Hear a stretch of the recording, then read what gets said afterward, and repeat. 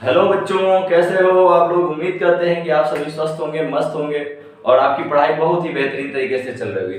तो हम लोगों ने बात किया था कि लॉज ऑफ रिफ्रैक्शन तक बात किए थे कि रिफ्रैक्शन के कितने नियम होते हैं। दो नियम मैंने बताया था, एक तो सेम वही नियम है जो रिफ्लेक्शन का होता है, ठीक है। अब रिफ्रैक्शन का जो दूसरा नियम है इस पे हम लोग थोड़ा डिटेल से बात करेंगे। ये होता है sine i upon sine r is equal to L, और ये रिफ्रैक्टिव इंडेक्स होता है या इसे म्यू से भी डिनोट किया जाता है। ये रिफ्रैक्टिव इंडेक्स होता है आप मीडियम का, ठीक है। जैसे मान लीजिए कि हमारी लाइट रेज है और ये एक मीडियम से दूसरे मीडियम में जा रही है। मान लीजिए ये मीडियम एक है और इसको जाना चाहिए था ऐसे, लेकिन ड्यू टू रिफ्रैक्शन ये अपना जो है अपने ओरिजिनल पाथ से डेविएट हो जाती है और कुछ इस प्रकार से जाती है। जितने भी एंगल है वो मेजर किए जाएंगे नॉर्मल से, तो नॉर्मल से इस एंगल को मेजर किया जाएगा तो ये आई होगा, ठीक है। और इस एंगल को मेजर किया जाएगा तो इसे आर बोलेंगे, ठीक है, अगर ये नॉर्मल है, ठीक। बात किया जाए तो ये अगर मीडियम की बात किया जाए तो मान लीजिए एयर है और ये मान लीजिए कि हमारे पास वाटर है, ठीक है। और ये रेयरर मीडियम होता है और ये डेंसर मीडियम है, ठीक है।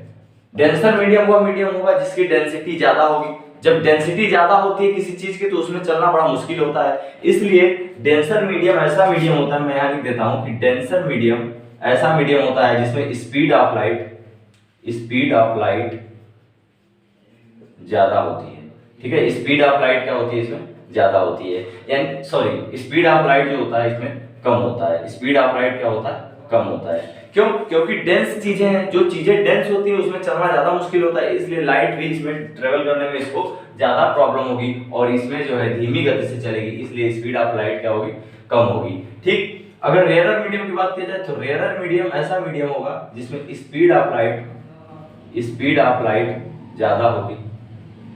ज्यादा होगा, यानी कि इस मीडियम में स्पीड ऑफ लाइट क्या होगा, ज्यादा होगा रेयरर में, ठीक है। तो यहाँ पे रेयर हम लोग लिए हैं एयर, तो एयर में इस लाइट की स्पीड बहुत ज्यादा होगी, ठीक है। और वाटर में जो है ये डेंसर मीडियम है तो इसमें लाइट की स्पीड क्या हो जाएगी, कम हो जाएगी। तो ये देखिए हमारी लाइट जो आई थी, लाइट रेज इससे आई, इंसिडेंट हुआ यहाँ पे, यहाँ से टकराने के पश्चात इसको इस पाथ से जाना चाहिए, लेकिन नहीं, ड्यू टू रिफ्लेक्शन ये क्या होता है, अपने पाथ से जो है थोड़ा सा टिल्ड हो जाता है। लेकिन बात यह आती है कि कब नॉर्मल की तरफ टिल्ड होगी, यानी कि कब नॉर्मल से दूर, ठीक है। तो इसके लिए ये होता है कि जब हमारी लाइट रेज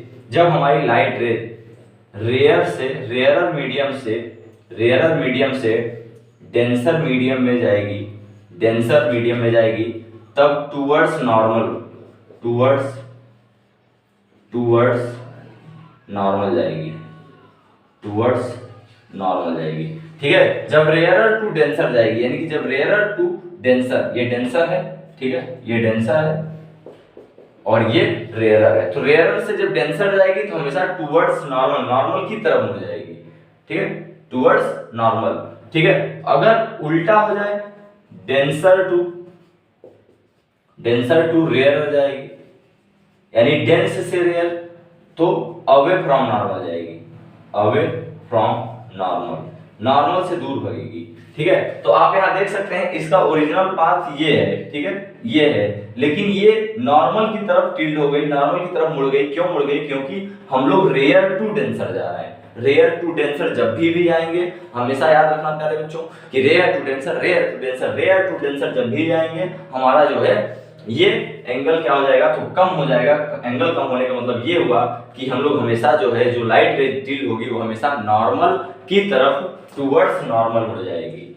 लेकिन अगर उल्टा हो जाता, कोई लाइट रेज ऐसे जाती, वाटर टू एयर जाती, तो नॉर्मल से दूर चली जाती, ठीक है। तो ये दो कंडीशन होती हैं, ठीक है, ये दो कंडीशन होती है। तो एयर में जो है स्पीड ऑफ लाइट क्या होगी, तो मैंने बताया कि अभी एयर में जो है स्पीड ऑफ लाइट ज्यादा होगी क्योंकि ये कम डेंस है, इसलिए इसका नाम है रेयरर मीडियम, और ये ज्यादा डेंस है वाटर, इसलिए इसका नाम है डेंसर मीडियम, ठीक है। आप इस दोनों बातों को ध्यान रखेंगे, ठीक। आगे अगर हम लोग समझना चाहें तो यहाँ से अगर हम लोग बात करें रिफ्रैक्टिव इंडेक्स, जैसे मान लीजिए ये मीडियम फर्स्ट है और ये मीडियम सेकंड है, तो हम लोग लिखेंगे refractive index of second medium with respect to first, ठीक है। रिफ्रैक्टिव इंडेक्स ऑफ सेकंड मीडियम किसका लिखना है, सेकंड मीडियम का, ठीक है। हमेशा लिखने का जो तरीका है और पढ़ने का जो तरीका है ये बहुत ध्यान रखना चाहिए आपको, ठीक है। बहुत से बच्चे हैं कि जो कंफ्यूज हो जाते हैं कि इसको कैसे लिखना है, कैसे क्या करना है, इसलिए मैं बता रहा हूँ कि इसको पढ़ने का तरीका क्या है। 2 तरीके से लिखा जा सकता है, एक तो ये जो मैंने लिखा है, या फिर आप ऐसे भी लिख सकते हैं N1 2 R ये, ठीक है। दोनों का बात एक ही है, दोनों का बात जो है एक ही है। यहाँ पे इसको लिख सकते हैं ऐसे, थोड़ा सा गड़बड़ी हो गई, इसको लिख सकते हैं 2 1 ये, ठीक है। दोनों का जो पढ़ेंगे एक ही तरीके से पढ़ेंगे, लेकिन पढ़ने का थोड़ा तरीका अलग है। यहाँ पे कैसे पढ़ना है, लेकिन पढ़ना है इसको refractive index of second medium with respect to first medium, ठीक है। यहाँ पे refractive index of second medium with respect to first medium, ठीक है। इधर से शुरू करना है और यहाँ पे जो है यहाँ डायरेक्ट इससे शुरू करना है, ठीक है। यहाँ पे ये जो पहले लिखा है इसका रिफ्रैक्टिव इंडेक्स और जो बाद में लिखा है उसके रिस्पेक्ट में, यहाँ पे देखिए, यहाँ पे ऐसे ना पढ़ने कि आप जो है फर्स्ट का रिफ्रैक्टिव इंडेक्स विद सेकंड, है ना, refractive index with respect to second, ऐसे नहीं पढ़ना है। आप फिर से ध्यान दीजिए, एक बार फिर से ध्यान दें, सभी लोग फोकस करें इस पे। कैसे पढ़ना है, तो refractive index of second medium with respect to first, यहाँ पे refractive index of second medium with respect to first, दोनों चीजें एक ही चीज लिखी हुई हैं और इसका फार्मूला सिर्फ वही होगा कि जो है sine of incident angle upon the sine of reflected angle, ठीक है। तो लिखेंगे sine i upon sine r, sine i upon sine r, यानी कि इसको हम लोग लिख सकते हैं, अगर इसको उल्टा कर दें 2n1 कर दें तो इसका मतलब क्या होगा कि रिफ्रैक्टिव इंडेक्स ऑफ किसका, फर्स्ट का, ठीक है। इस तरह अगर लिखा हो तो सबसे पहले इधर वाले को पढ़ेंगे, refractive index of first medium with respect to second medium, इसमें क्या हो जाएगा, ये sine i upon sine r था तो अब उल्टा हो जाएगा sine r upon sine i होगा, ठीक है। ये 2 चीजें हो गई।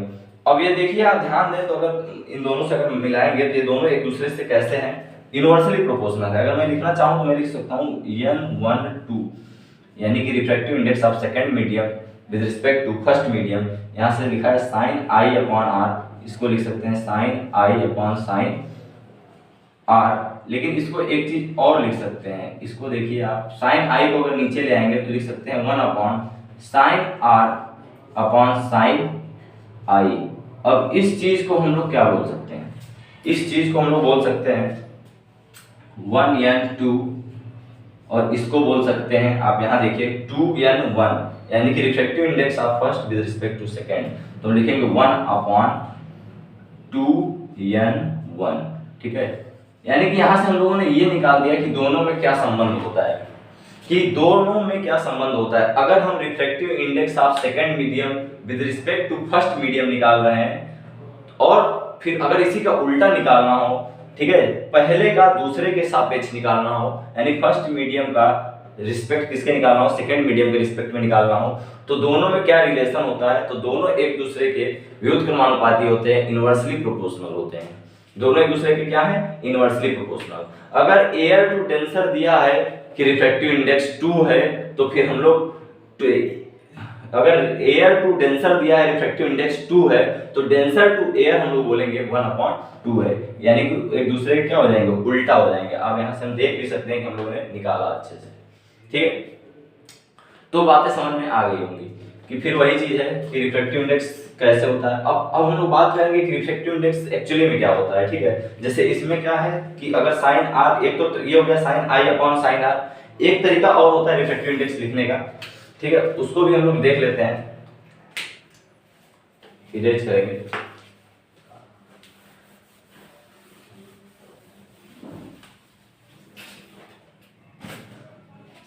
सपोज दैट कि हमने पहला मीडियम एयर लिया है, तो अगर हम ऐसे लिख सकते हैं रिफ्रैक्टिव इंडेक्स ऑफ, दूसरा है हमारे पास वाटर, तो लिखेंगे refractive index of water with respect to air.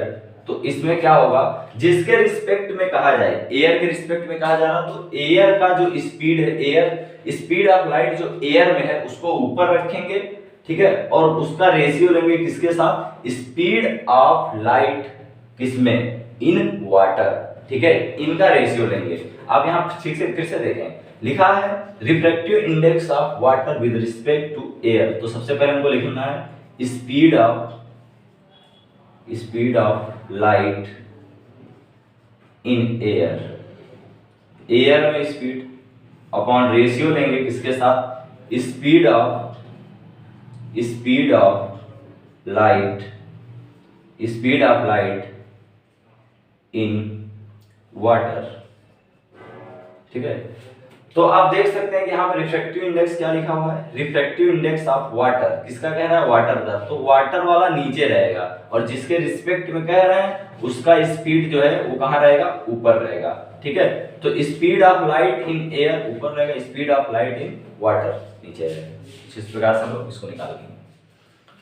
तो उम्मीद करते हैं कि आपको रिफ्रैक्टिव इंडेक्स समझ में आया होगा। एक होता है हमारे पास एब्सोल्यूट रिफ्रैक्टिव इंडेक्स, जो कि इसी को बोलते हैं। ठीक है, यहाँ जब हम एयर ले लेते हैं, एयर के रिस्पेक्ट में जब हम किसी भी चीज का रिफ्रैक्टिव इंडेक्स निकालते हैं तो उसी को बोलते हैं एब्सोल्यूट रिफ्रैक्टिव इंडेक्स।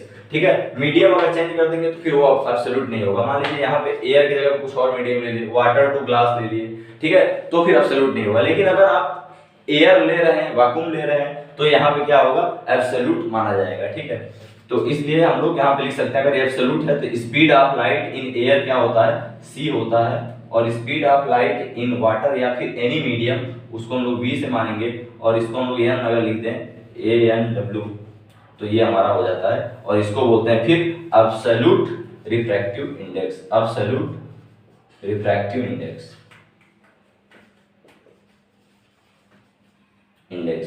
ठीक है, तो इतनी बात उम्मीद करते हैं कि आपको बहुत ही अच्छे बेहतरीन तरीके से समझ में आ गई होगी। तो आगे के लेक्चर बस आज के लिए इतना ही रखते हैं।